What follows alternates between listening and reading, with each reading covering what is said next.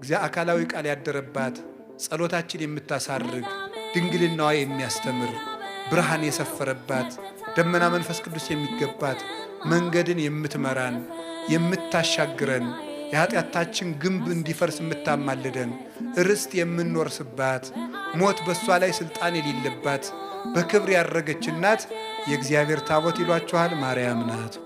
አንዱ ባለቅኔ እመቤታችንን እንዲህ ብሎ ከተቀኝቶባት ነበር። እመቤታችንስ እንዴት ያለች የምትደንቅ ናት! ሰማይ ሙሉ ጎመር መና ይዛ ደሞ ፍርፋሬ እየለመነች ራበኝ የምትል። ሰማይ ሙሉ ጎመር መና የተባለው እኮ ባለቤቱ ነው። እሱን አዝላ እንጀራ የሚሰጠውን እንጀራ ትለምናለች። ከእመቤታችን ከቅድስት ድንግል ማርያም በቀር የትህትና ውሃ ልክ ማነች? እስኪ ጥሩልኝ። ማን አለች?